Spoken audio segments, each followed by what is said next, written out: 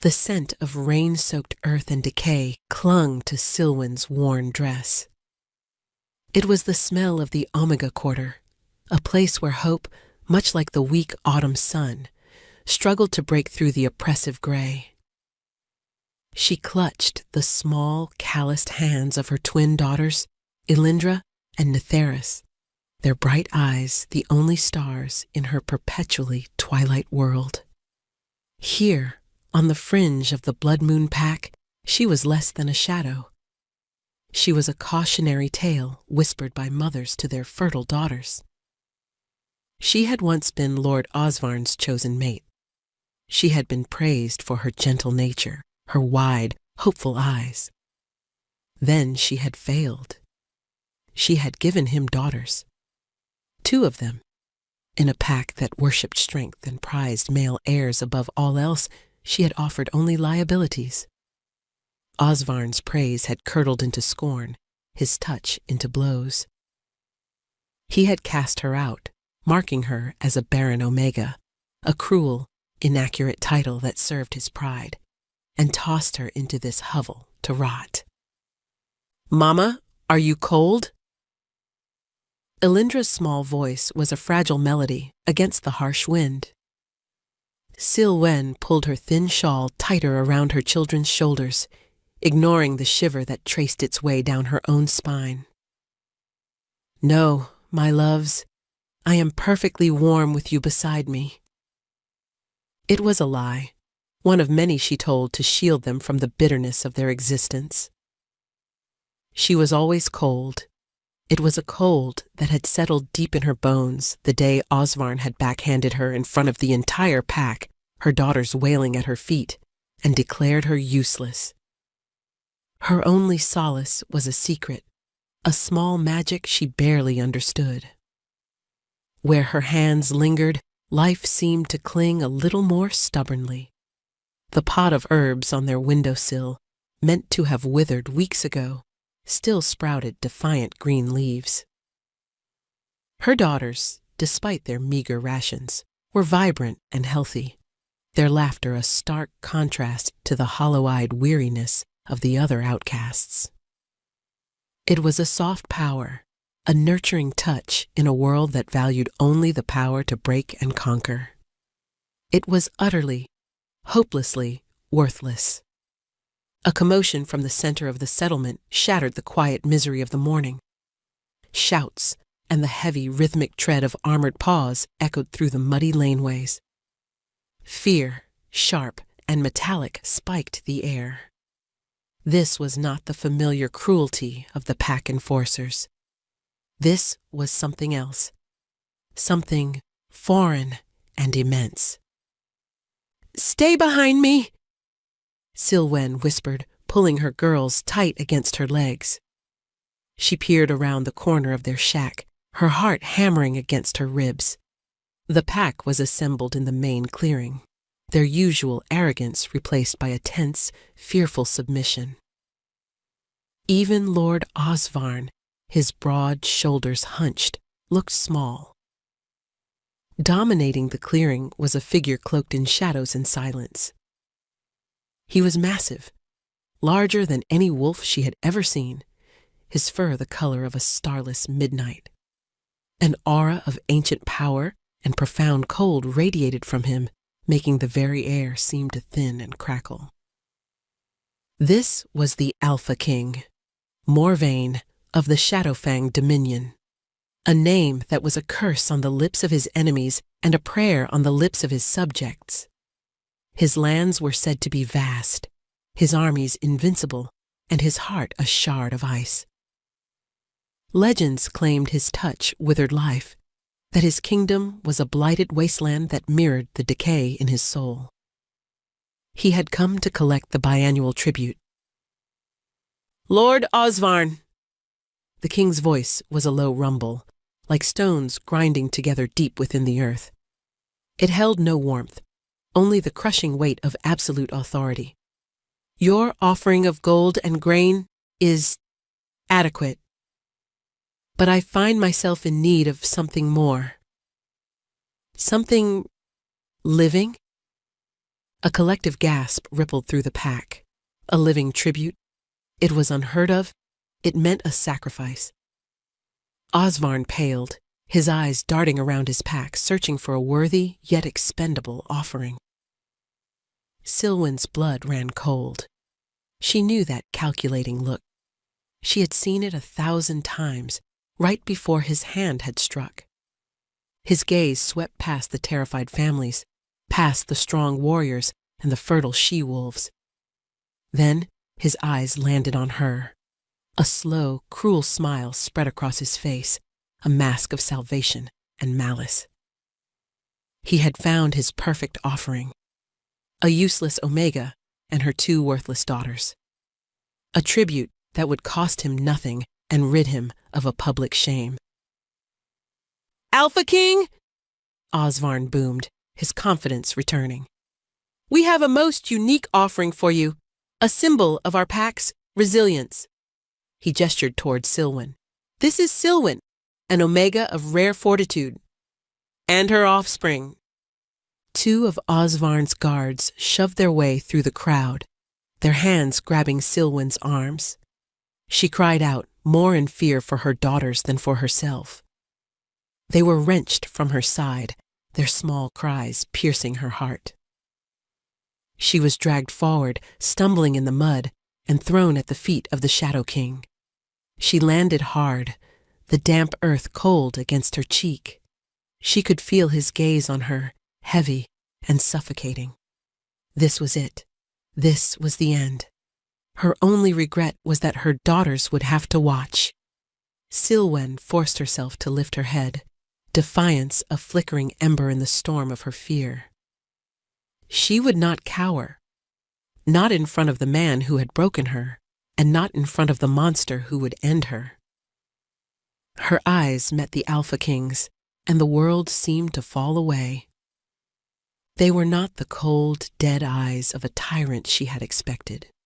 They were the color of molten gold, shot through with veins of shadow, and they held a weariness so profound it seemed to pull at the very air around him. Power radiated from him, yes, but it was a lonely, desolate power. He looked at her, his gaze sweeping over her torn dress and the fading bruises on her arms, and for a fleeting moment she saw not contempt, but a flicker of something else. Recognition? No, that was impossible. It was more like curiosity. "She has borne you no sons," King Morvayn stated, his voice flat. It was not a question. His golden eyes flickered to Osvarn, a subtle challenge in their depths. Osvarn puffed out his chest. "She is defective, my king, but her bloodline is old. Perhaps her resilience will be of some service to you." The lie was slick and practiced. He was framing his cruelty as a gift. Morvayn's gaze returned to Silwen, then shifted to where the guards held her trembling daughters. Elindra was clutching a small, purple wildflower she must have plucked from the edge of the woods that morning. It was her favorite kind, a stubborn little bloom that grew where nothing else would. The Alpha King moved, his steps silent and deliberate. The pack held its breath. He stopped before her daughters, his immense shadow falling over them. He was a mountain of dark fur and muscle, a creature of nightmare. Netheris hid her face in the guard's leg, but Elindra, ever the brave one, stared up at him, her chin wobbling as she clutched her flower like a talisman. He knelt, a slow, creaking motion, bringing himself closer to their level. The gesture was so unexpected it sent another ripple of shock through the crowd. Kings did not kneel, especially not for the cast-off children of an Omega. He extended a hand, his long black claws carefully retracted toward Elindra. He did not try to touch her, but gestured toward the flower. "What is this?" he rumbled, his voice softer now, though no less intimidating. "A star petal," Elindra whispered, her voice barely audible. As his hand drew near, the vibrant purple petals of the flower began to curl inward. The green stem turned a sickly brown, and the bloom shriveled, turning to gray dust before it even touched his skin. It happened in an instant, a small, silent death. A collective gasp went through the pack. Black magic, a curse. The whispers started, venomous and fearful. But Silwen saw something else. She saw the flash of raw, agonizing pain in the king's golden eyes. It was a look of self-loathing so intense it was like a physical blow. He snatched his hand back as if burned, his fist clenching at his side. The mask of cold indifference slammed back into place, but she had seen it. The crack in the armor. This feared king, this monster. He was wounded. He rose to his full height, turning his back on the dead flower and the terrified child. His aura of coldness intensified, a shield against the prying eyes of the world. "I accept your tribute," he declared, his voice once again the iron fist of command. He looked at Osvarn, and for the first time, Silwen saw true menace in his expression. "They will be taken to my fortress, and you, Lord Osvarn, will remember that what belongs to me is under my protection, even the things you discard." The threat was clear and sharp. Osvarn's face tightened, his victory souring into unease. He had meant to be rid of a problem, but he may have just handed his enemy a weapon. Morvaine's guards, clad in black armor that seemed to drink the light, moved forward. They were efficient and impersonal. They released her daughters, who immediately scrambled to her side, and then two of the guards flanked her, their presence a cage of steel. "Mama!" Nethera sobbed, burying her face in Silwen's dress. Silwen wrapped her arms around them, whispering soothing words she did not feel. She was being taken from the only world she had ever known, a world of pain and humiliation, and delivered into the hands of a cursed king who killed flowers with his very presence. She had no idea if this was a death sentence or a reprieve. She only knew that as she was led away, the weight of King Morvaine's golden eyes followed her, filled with a desolate hunger she could not begin to comprehend. The journey to the Shadowfang Dominion was a blur of gray landscapes and oppressive silence. The king's fortress rose from the blighted land like a shard of obsidian, a jagged peak of black stone that clawed at the perpetually overcast sky. Not a single tree bore leaves, not a blade of grass grew near its walls. The earth itself seemed to have surrendered to despair. Silwen had expected a dungeon, a cold cell where they would be forgotten. Instead, they were led to a suite of rooms high in one of the castle's towers. The chambers were vast and surprisingly comfortable, furnished with dark wood and rich, albeit colorless, tapestries. A fire crackled in the hearth, a lonely point of warmth in the immense cold of the castle. But the windows were barred with intricate ironwork, and the heavy door was locked from the outside. It was a gilded cage. Days bled into one another. Servants, silent and spectral, brought them food and water, their eyes always downcast. They never spoke to her. The king remained unseen. The silence was a living thing, pressing in on her, broken only by the whispers and songs she shared with her daughters. To keep their spirits up, and her own, she created a small garden on their windowsill, using old crates and soil begged from a kitchen servant. She planted the seeds from their meager fruit rations, humming old lullabies and pouring her desperate hope into the soil. To her quiet amazement, they sprouted. Tiny, vibrant green shoots pushed their way through the dark earth, a splash of impossible color in the monochrome world of the Shadow King. Her daughters were delighted, spending hours watching the small leaves unfurl. It was a tiny act of defiance, a testament to a life that refused to be extinguished. One evening, the heavy oak door creaked open. Silwen immediately stood, pushing Elindra and Netheris behind her. King Morvain filled the doorway, his presence sucking the warmth from the room. He was not in his formidable wolf form, but stood as a man, tall and powerfully built, dressed in simple black. His long dark hair was tied back, revealing the harsh, handsome planes of his face. His golden eyes, intense and searching, landed on the windowsill.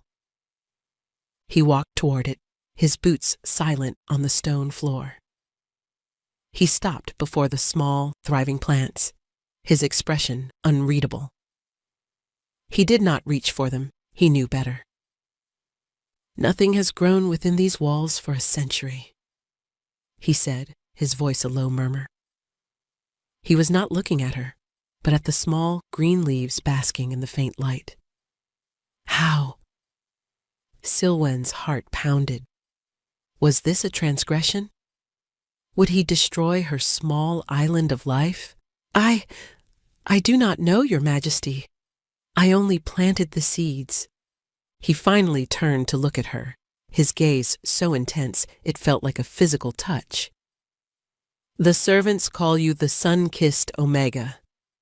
They say you have brought a fragment of light into this forsaken place."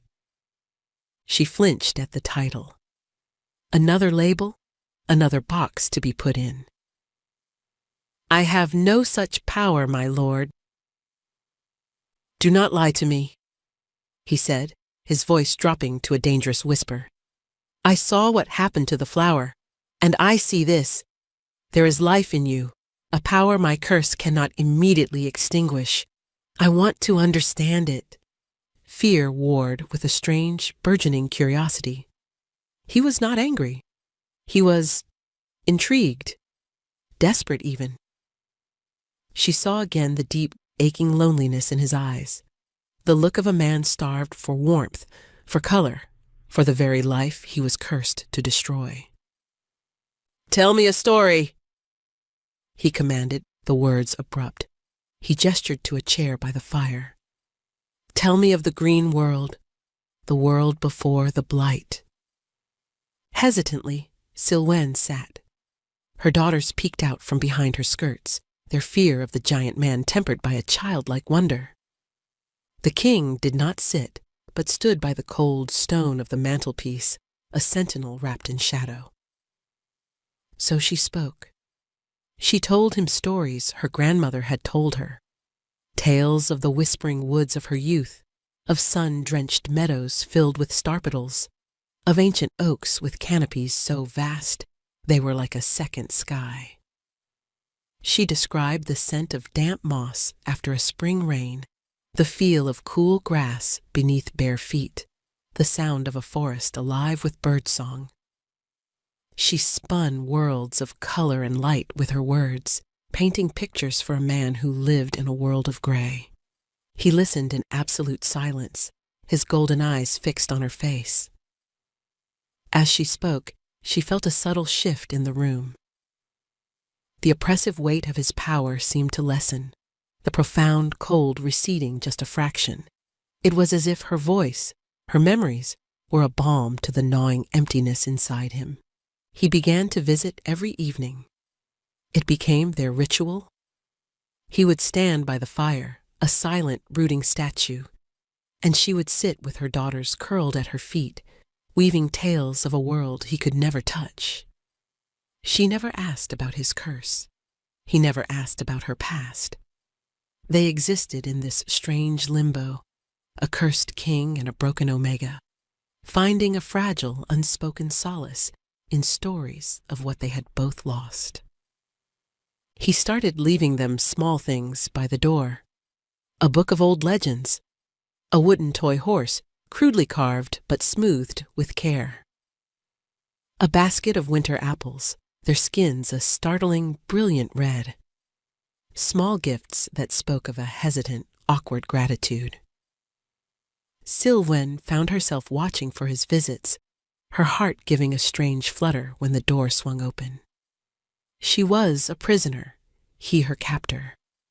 And yet, in the quiet moments of their shared evenings, surrounded by shadows and stories, she felt more seen, more valued than she ever had as the prized mate of Lord Osvarn. It was a terrifying, confusing feeling. The monster was becoming a man, and his loneliness was beginning to feel dangerously familiar. The relative peace of their strange arrangement was shattered by the arrival of a messenger from the Blood Moon Pack. The man, a grim-faced beta from Morvaine's own guard, delivered the scroll to the king during one of his evening visits. Sylwen watched as Morvaine broke the seal, his expression hardening as he read. "It seems your former alpha has grown bold," Morvaine said, his voice laced with a cold fury that made the flames in the hearth sputter. He crumpled the parchment in his fist. "Lord Osvarn sends his concerns. He has heard rumors of my favor and suggests that a defective Omega is an insult to my court. He wishes to reclaim what is his." Sylwen's blood ran cold. Reclaim her. The word was a violation, a reminder that to Osvarn she was not a person, but a possession to be used and discarded at will. The thought of his hands on her again, on her daughters, sent a wave of nausea through her. "He cannot," she whispered, the words catching in her throat. Morvaine's golden eyes snapped to hers. The fury within them banked, but still burning hot. "He will not. You are under my protection now. He seems to have forgotten that." He tossed the crumpled scroll into the fire, where it blackened and turned to ash. "But his insolence reveals a deeper problem. There are those in my own dominion who share his views. They see you as a weakness, a distraction." His words hung in the air, a chilling reminder of her precarious position. She was not just a prisoner.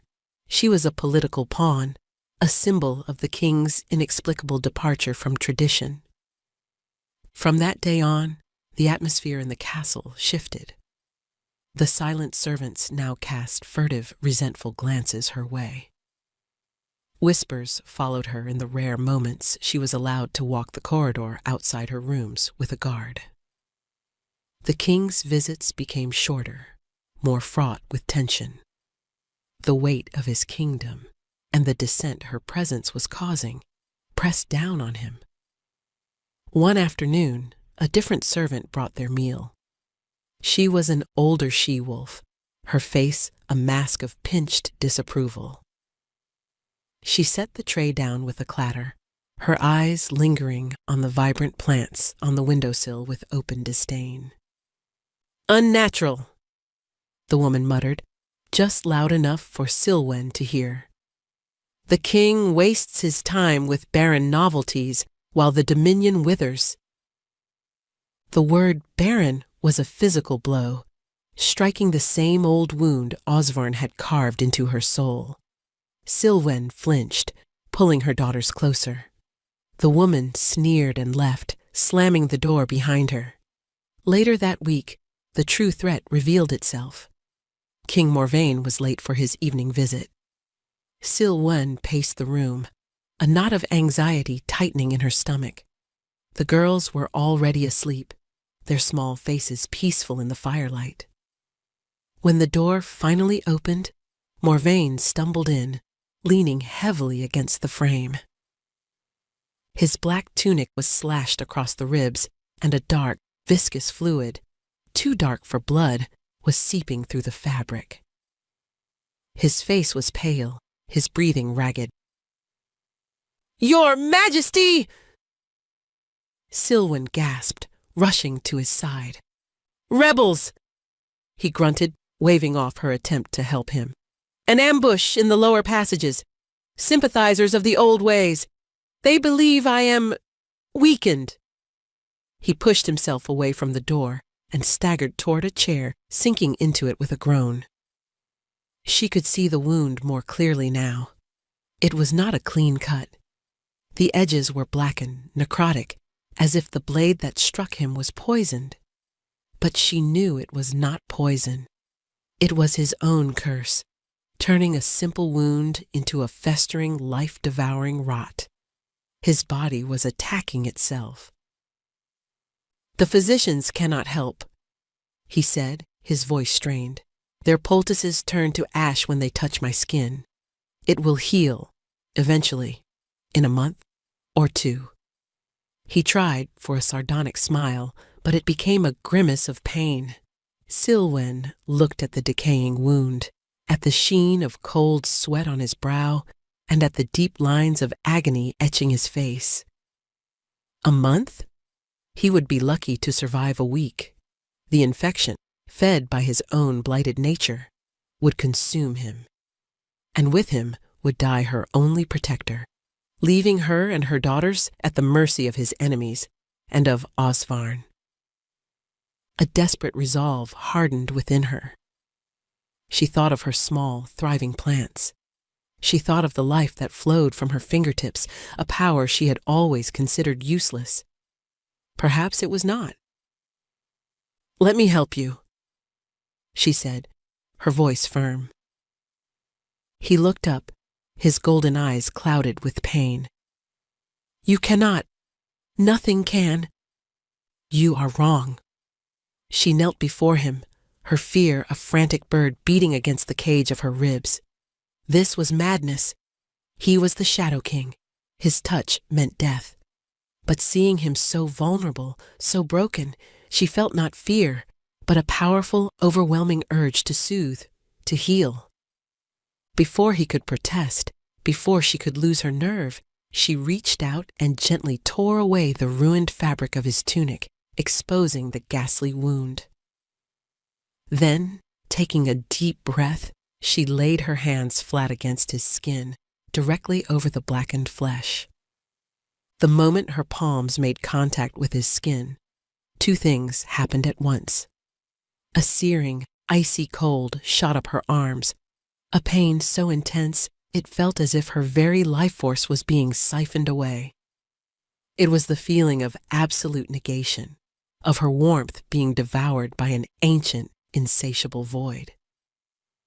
She cried out, her muscles locking in protest. Simultaneously, a brilliant, warm light erupted from her hands, invisible to the eye, but felt as a profound, thrumming energy. It pulsed into Morvaine's body, a direct counter-assault against the creeping decay of his curse. She felt his entire body jolt under her touch, a sharp hiss of breath escaping his lips. It was not a sound of pain, but of pure, unadulterated shock. He stared down at her hands, his golden eyes wide with disbelief. Where her fingers pressed against his skin, the necrotic blackness was receding. Slowly, painstakingly, the dead flesh was giving way to healthy tissue. The sluggish, dark ooze from the wound began to flow red, the color of true, living blood. The rot was being held at bay, beaten back by the stubborn, defiant life that poured from her. It was agony. Every second felt like an hour, the cold of his curse leaching the strength from her bones. Sweat beaded on her forehead, and her vision began to swim. She felt herself weakening, the flow of her energy faltering. But she held on, fueled by a desperate, wild hope. She would not let this man die. She would not let her daughters be orphaned in this desolate land. "Enough!" Morvaine's voice was a raw, strangled command. He grabbed her wrists, his touch surprisingly gentle, and pulled her hands away from the wound. The connection broke. Silwen gasped, slumping to the floor, panting for breath. The strength had gone out of her limbs, leaving her trembling, and utterly spent, but the cold was gone, replaced by the familiar warmth of her own life. She looked up at him. The wound was no longer a festering pit of decay. It was still a deep, grievous cut, but it was clean. It was a wound that could heal. The curse's hold had been broken. Morvain stared at the place she had touched, then at her, his expression a maelstrom of emotions she could not decipher. Awe, confusion, fear, and something else, something tender and dangerously vulnerable. "What are you?" he whispered, the words filled with a reverence that stole her breath.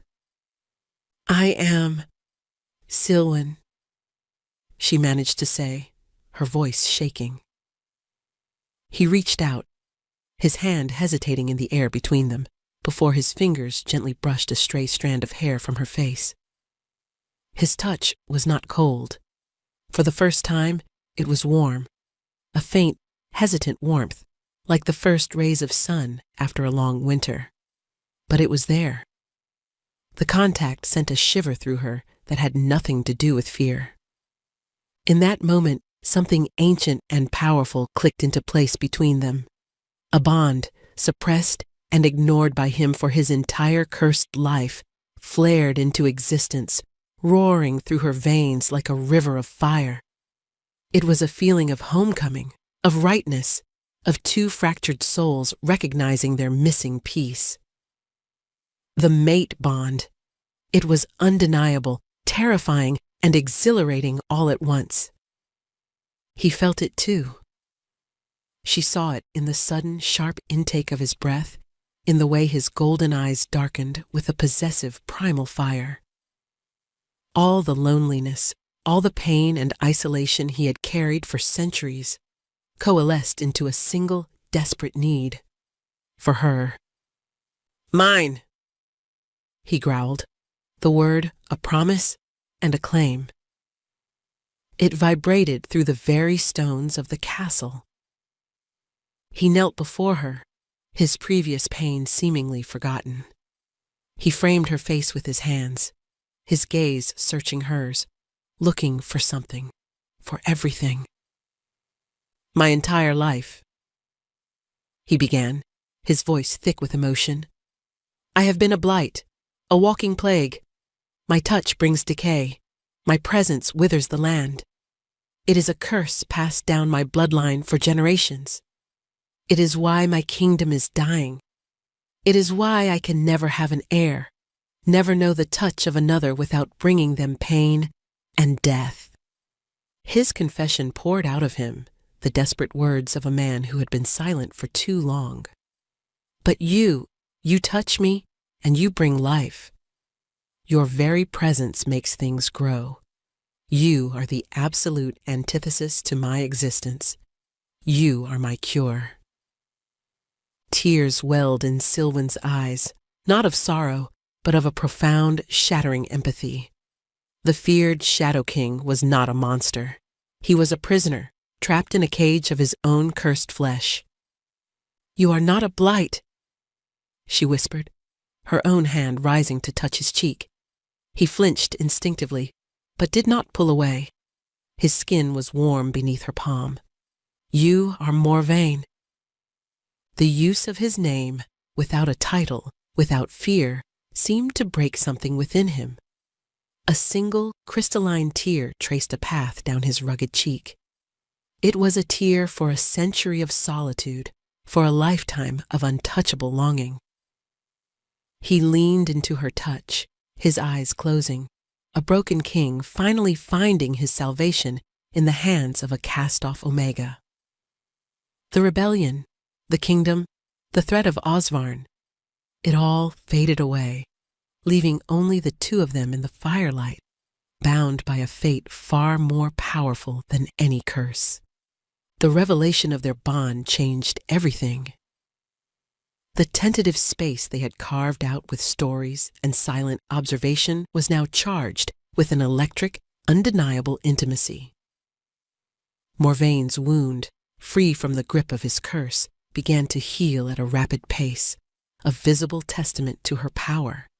And he, in turn, no longer held himself apart. He moved them from the tower suite to his own royal chambers, a vast expanse of rooms adjoining his personal study and library.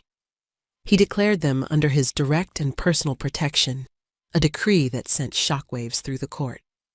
The whispers did not cease, but they were now tinged with awe and fear, rather than mere contempt.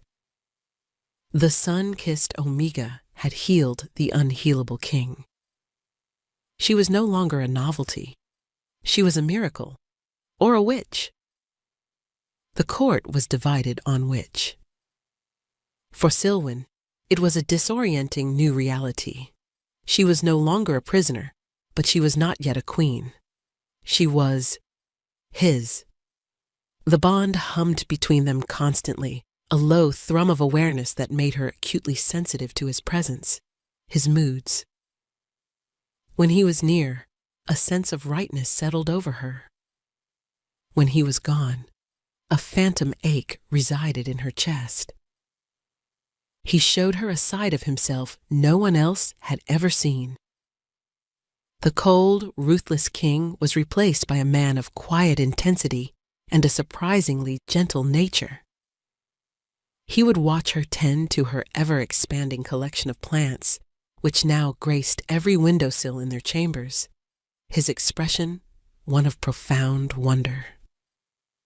He played with her daughters, letting them braid starpedals into his dark hair, a sight so surreal it brought tears to Silwen's eyes.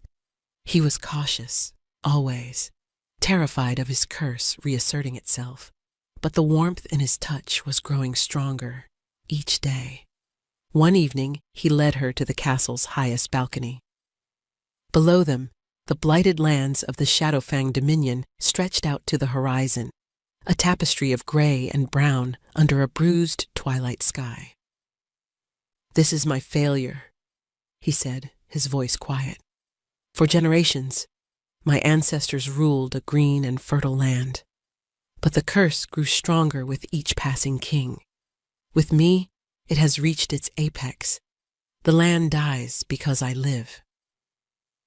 "It is not your failure," Silwen said, standing beside him. She resisted the urge to take his hand, the publicness of the balcony still a barrier. "It is a sickness, and sickness can be cured."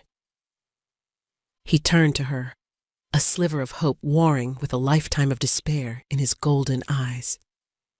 "You are my only hope, Silwen, but the whispers in the court are growing louder. Lord Osvarn has been sending emissaries to my restless vassals, stoking their fears. He paints you as a sorceress who has enchanted me, a weakness that will be the final death knell of this kingdom. He is rallying them." The name Osvarn was a shard of ice in her heart. She had foolishly begun to believe she was free of him, that his shadow could not reach her here. "What will you do?" "I will not hide you away," he said, his voice hardening with resolve. "I will not treat you as a secret or a shame. You are my mate, my queen. It is time the entire Dominion knew it." He looked out at the dying land. "There is to be a formal coronation ceremony in 3 days. I will present you to the court and the assembled lords as my Luna Queen. We will face them together." The thought terrified her. To stand before a court of resentful, fearful wolves, to be judged and measured by their cruel standards, was a nightmare. She was Silwen, the Baron Omega, the outcast. How could she be a queen? Sensing her fear through the bond, Morvaine's focus softened. He shifted, his body creating a barrier between her and the vast empty landscape, making the world feel smaller, safer. "You healed a king that healers have abandoned for a century. You bring life where there is only death. You have more strength in your gentle heart than any of those armored brutes have in their entire bodies. You were born to be a queen." His faith in her was a staggering, humbling thing. He saw not the Omega Osvern had shamed, but the woman who had saved him. Looking into his earnest, hopeful eyes, Silwen felt a flicker of that same belief ignite within herself. Perhaps he was right. Perhaps her soft power was not a weakness, but a different kind of strength, one this broken land desperately needed. Together, she agreed, her voice clearer and stronger than she expected. His smile was a rare and beautiful thing, transforming his harsh features into something breathtakingly handsome. It reached his eyes, chasing the shadows from their golden depths. In that moment, standing on a high balcony overlooking a dead kingdom, Silwen did not feel like an outcast. She felt like a woman standing on the precipice of a new world, with her king, her mate, by her side. But she could not shake the feeling that Osvarn's shadow was lengthening, and that their public declaration would not be a resolution, but an invitation to war. The throne room was a cavern of black marble and cold silence, built to intimidate and awe. Today it was filled with the assembled vassals of the Shadowfang Dominion, a grim collection of alphas and betas whose faces were carved from stone and suspicion. They stood in rigid formation, their armor gleaming dully in the light of the high, narrow windows. The air was thick with tension, a palpable cloud of resentment and fear.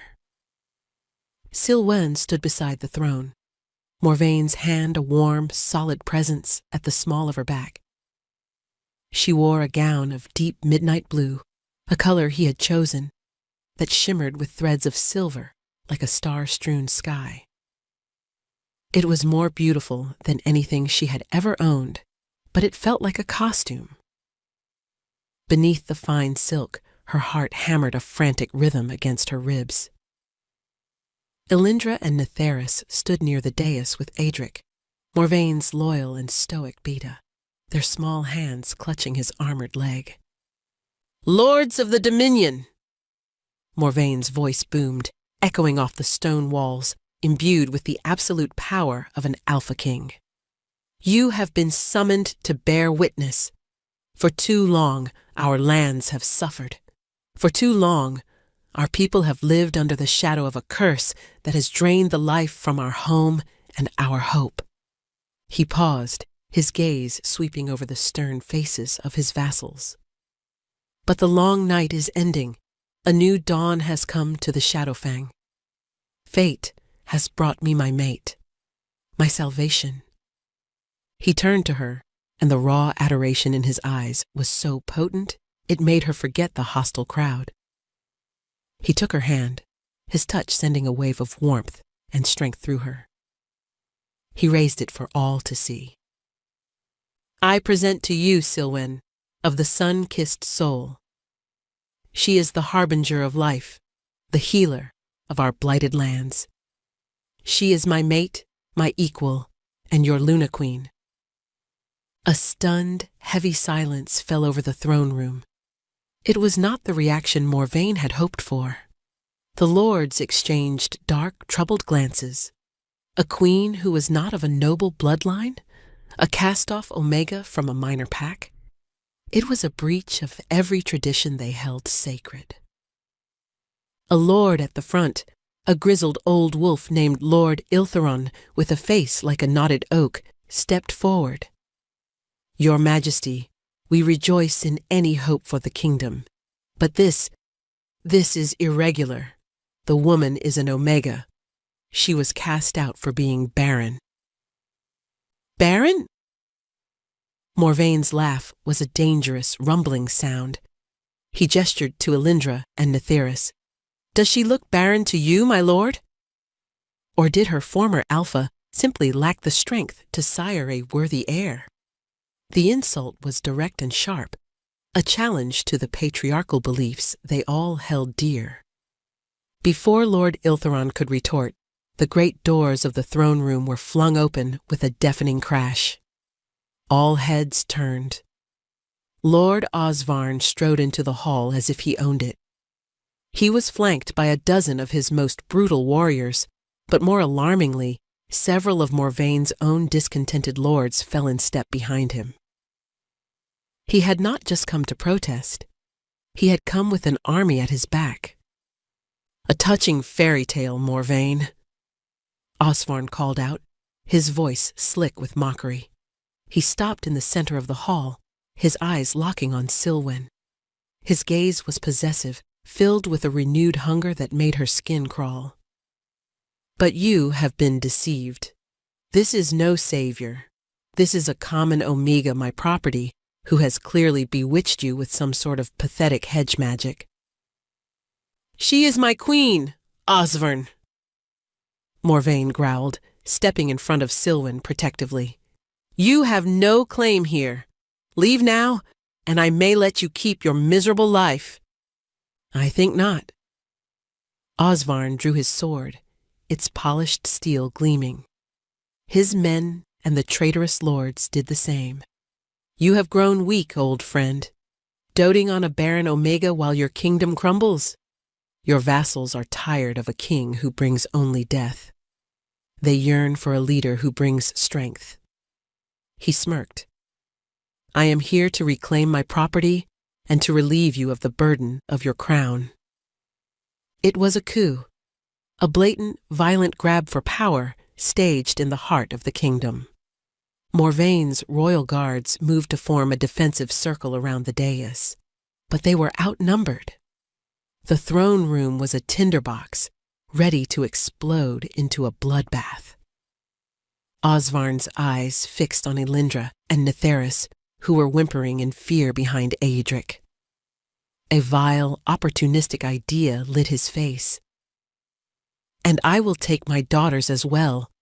They may yet be traded for a useful alliance, something their mother could never provide." That was the final straw.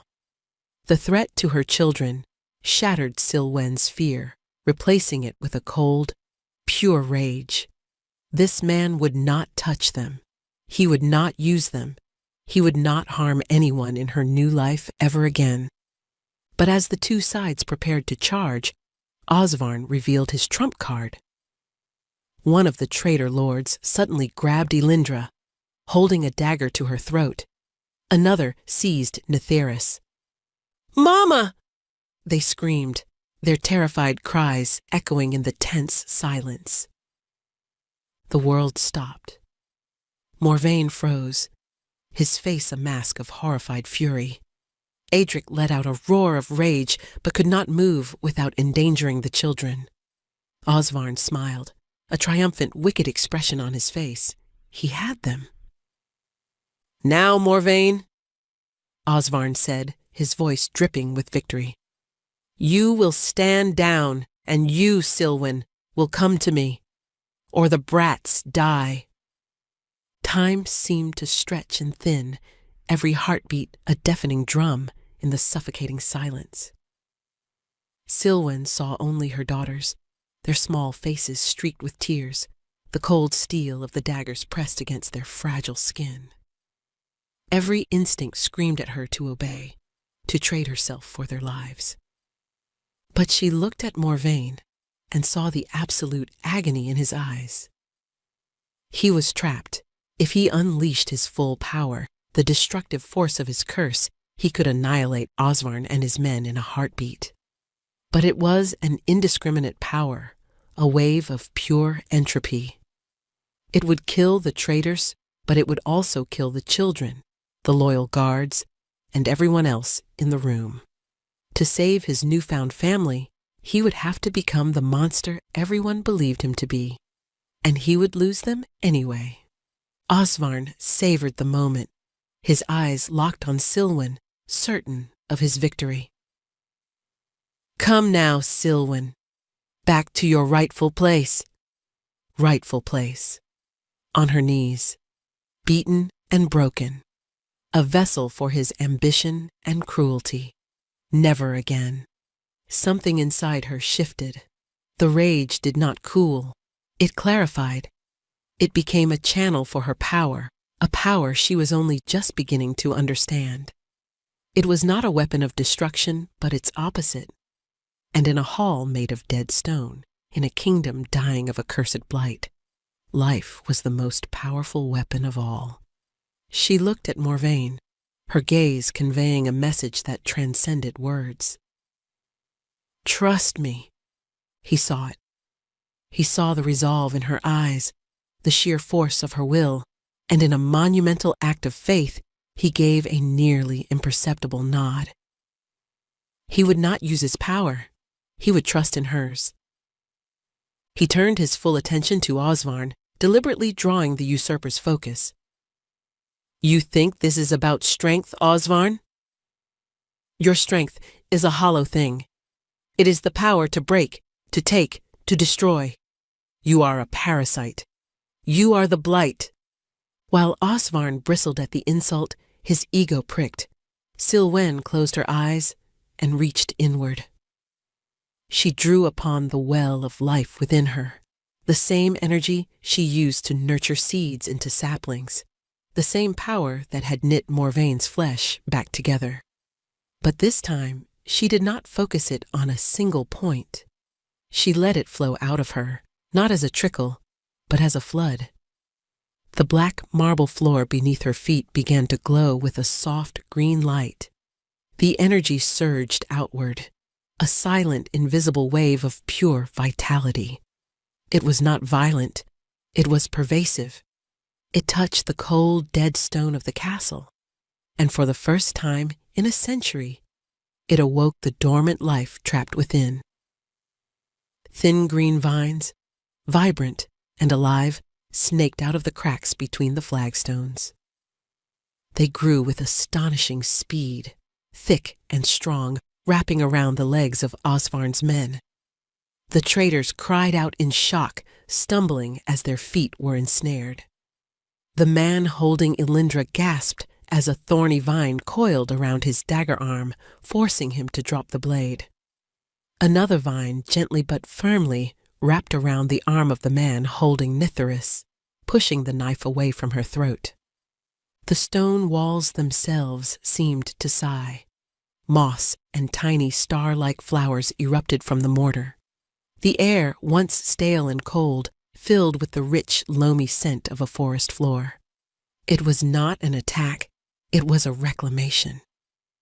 Life was retaking its dominion from the shadows. Osvarn stared, his jaw slack with disbelief. "What is this sorcery?" he shrieked, hacking at the vines around his feet with his sword, but two more grew for every one he severed. With his men entangled and his hostages freed, the tide turned in an instant. Aedric moved like a blur, snatching Elindra and Nithyrus and pulling them back to safety. Morvain's royal guards, no longer held back, descended upon the trapped and terrified rebels. But Morvain had eyes only for Osvarn. Freed from the choice of using his curse, invigorated by the wave of life that washed over the room and soothed the ache in his own soul, Morvain moved. He was not a lumbering monster, but a blur of focused, deadly grace. He closed the distance between them in 2 long strides. Osvarn, panicked, swung his sword wildly. Morvain didn't even bother to draw his own weapon. He caught Osvarn's sword wrist in one hand, the sound of snapping bone echoing sharply in the hall. Osvarn screamed, the sword clattering to the floor. Morvain's other hand clamped around his throat, lifting him effortlessly off the ground. "You are right about one thing," Morvain rasped, his golden eyes blazing with righteous fury, his face inches from the terrified usurper. "The king does bring death."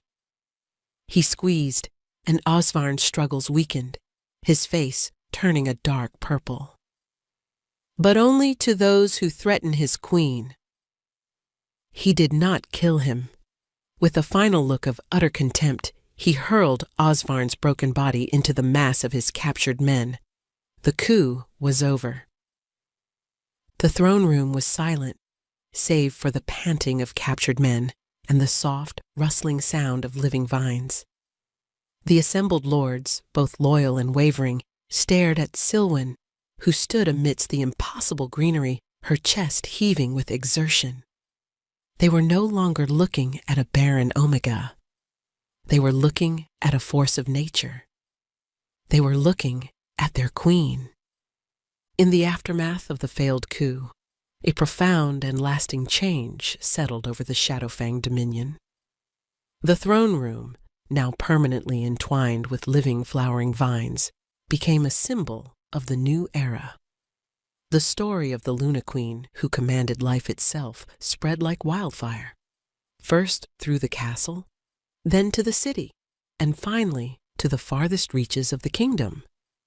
Fear of her power was quickly replaced by reverence. She was not a witch. She was a blessing. Osvarn and the traitorous lords were imprisoned, their fate a stark warning against challenging the new order. But Morvain, guided by Silwen's counsel, chose not to rule through fear.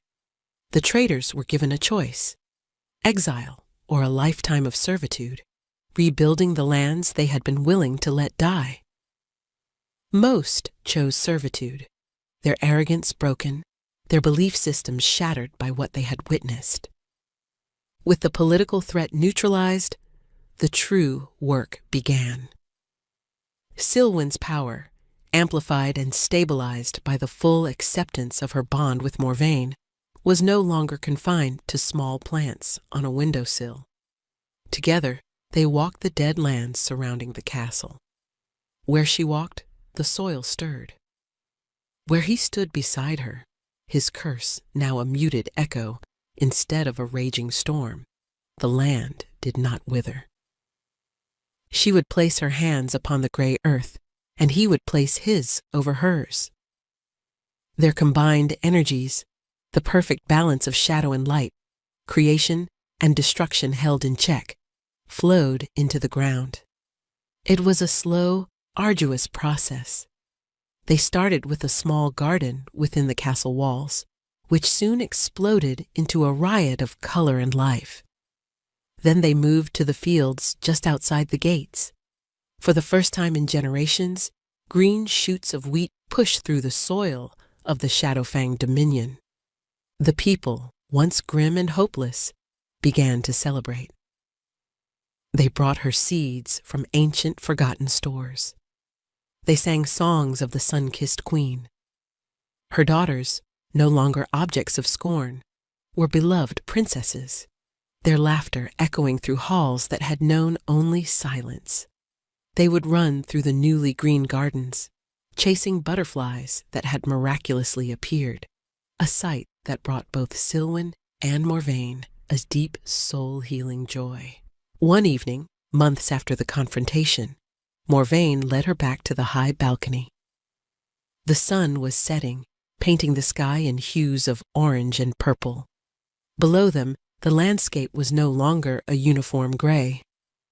Patches of vibrant green were spreading outward from the castle, a slow, determined wave of life pushing back the blight. "I never believed I would see this again," Morvain said, his voice thick with emotion. He wrapped his arms around her from behind, pulling her back against his chest. His touch was completely warm now, a comforting, solid presence. "You have not just saved me, Silwen. You have saved us all." She leaned her head back against his shoulder, content in his embrace. "We saved us all. Your faith in me, it was the key. My love for you was the key," he corrected her gently, pressing a kiss to her temple. Faith was simply the consequence of that love. The mate bond between them was a constant, steady hum of affection and deep, unconditional acceptance. He had seen her at her lowest, and she had seen him at his most broken. There were no secrets, no walls between them. She was no longer just his mate or his queen. She was his partner in every sense of the word. His counsel now sought her opinion on matters of agriculture and community, her innate understanding of nurturing and growth proving just as valuable as Morvaine's centuries of strategic knowledge. She felt a sudden wave of dizziness and leaned more heavily against him, one hand instinctively going to her stomach. Morvaine stiffened, his senses finely attuned to her through the bond, picking up on the subtle change in her body. "Silwen, are you all right?" A slow, wondrous smile spread across her face. It was a feeling she had not had in years, but one she recognized instantly. It was the faint, fluttering whisper of a new life, a new beginning. She turned in his arms, her eyes shining with tears of joy. She took his large, calloused hand and placed it on her still flat abdomen. "The blight is not just gone from the land, my love," she whispered. He stilled, his breath catching in his throat. His eyes widened as the realization dawned, as he felt the faint, miraculous spark of life through their bond, a life that was a part of him, a part of her, a life that should have been impossible. His curse had not just been healed, it had been utterly and completely erased. His carefully constructed composure shattered. He let out a sound that was halfway between a laugh and a sob, sweeping her up in his arms and burying his face in her hair. He was going to be a father. The Shadow King, the last of a cursed line, would have an heir. His kingdom had a future. His family had a future. Their love had not just healed the past, it had created a new one. The news of the Queen's pregnancy sent a wave of unadulterated joy through the Dominion. It was the final, undeniable proof that the curse was broken and a new age had begun. The once feared Shadowfang Kingdom became a place of pilgrimage for scholars and healers, all eager to study the miraculous revitalization of the land. Silwen, the once scorned Omega, was now revered, her story a legend told at every hearth. Her pregnancy progressed easily, a stark contrast to the difficult, stressful time she had endured carrying Elindra and Netheris under Osvarn's cruel watch. Here she was cherished. Morvaine was a doting, almost comically overprotective mate. He catered to her every craving, insisted on carrying her up flights of stairs, and read ancient histories to their unborn child every night, his deep rumble a soothing presence against her belly. Elindra and Netheris were ecstatic. They would press their ears to their mother's stomach, giggling at the faint kicks from their future sibling. They were no longer the useless daughters of a barren Omega. They were princesses, confident and loved, their days filled with lessons from Morvaine's finest tutors and adventures in the flourishing royal gardens. They were healing from their traumatic early years, their laughter the sweetest music in the castle. As her time grew near, Morvaine's anxiety mounted. He had Adric, his ever-loyal Beta, triple the guard around the royal chambers and personally interviewed every midwife and physician in the kingdom. "Morvaine, my love," Silwen said one evening, taking his restless hands in hers. "Everything will be fine. This child is a symbol of life, not fear. I have spent centuries bringing only the opposite," he confessed, his golden eyes shadowed with the memory of his past. "The fear is not for you or the child. It is for myself. I am terrified of failing you, of not being the father this child deserves." "Look at Elindra and Netheris," she said softly. "You are already the father they deserve. You taught them to be brave. You showed them that a man's strength is in his kindness, not his cruelty. You healed their hearts, Morvaine, just as I healed your wound." His fears assuaged, he knelt and pressed a gentle kiss to her swollen belly. Our son will be a prince of a green kingdom. He will never know the blight. When the time came, the labor was long but filled with support and love. Morvain refused to leave her side, holding her hand, whispering words of encouragement, his strength a steady anchor in the sea of pain. Finally, with the first light of dawn streaming through the windows, a healthy, robust cry echoed through the chambers. The midwife, her face beaming, wrapped the newborn in a soft blanket and handed him to Silwen. He was perfect. He had a shock of his father's dark hair, and when he opened his eyes, they were the same molten gold. But there was no shadow in them, no hint of the ancient curse. There was only the pure, innocent light of a new life. Silwen looked at Morvain, her heart so full it felt it might burst. His face was a study in awe and love, tears streaming unashamedly down his cheeks as he looked at his son. He gently reached out a finger, stroking the baby's soft cheek. The infant instinctively grasped it, his tiny hand wrapping around the king's finger. The touch was warm, living, and real. The cycle of pain was broken. "What shall we name him?" Morvain whispered, his voice choked with emotion. Silwen smiled, her own eyes wet with tears. "Meloris," she said. "It means little fire. The little fire that brought the dawn."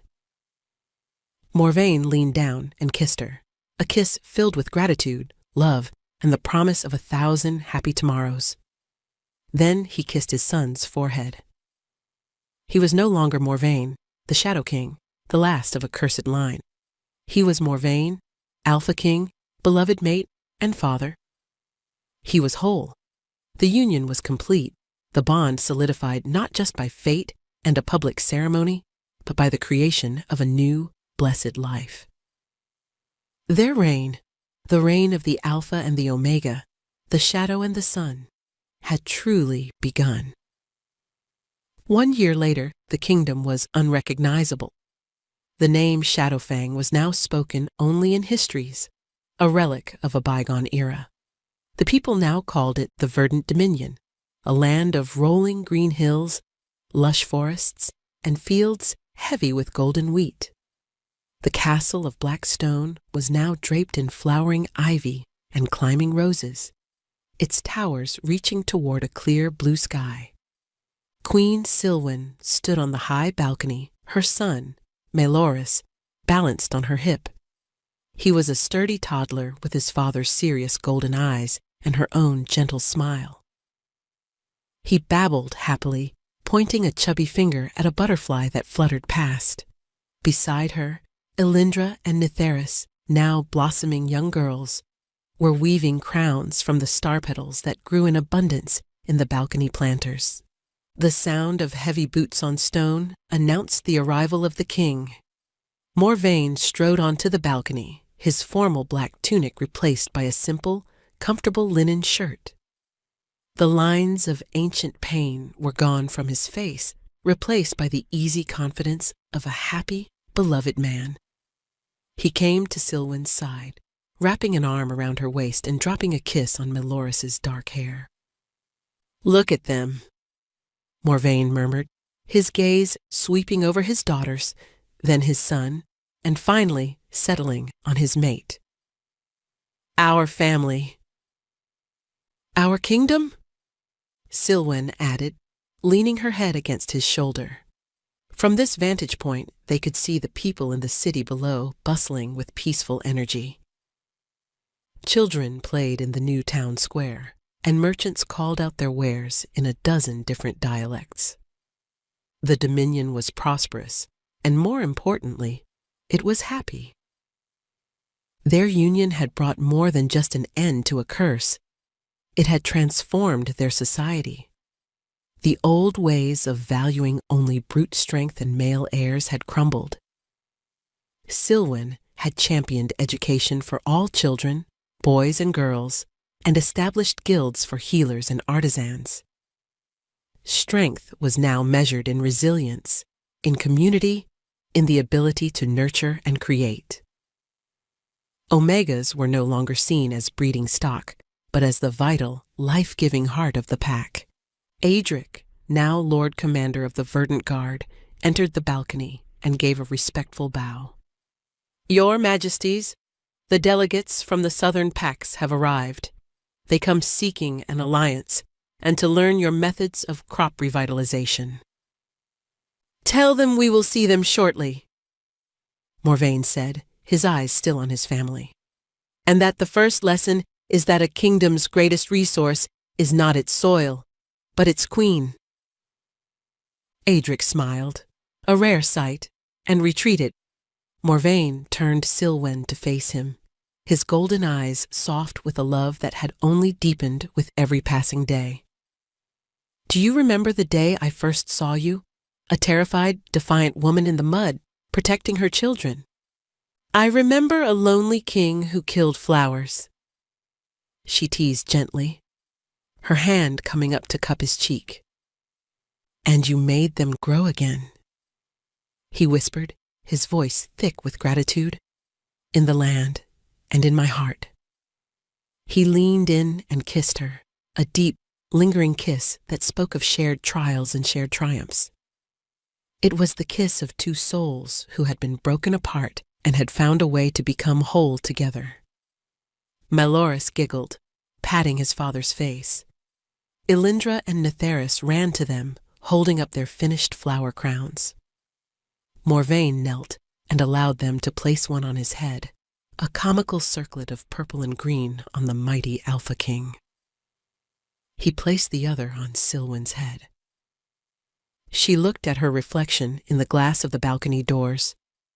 She saw a woman crowned in flowers, a child in her arms, two beautiful daughters at her side, and a king who adored her. She was no longer Silwen the Baron, the outcast, the broken. She was Silwen, the sun-kissed queen, the mother of the verdant dominion, and the beloved mate of the man who had found his salvation in her love. She was home,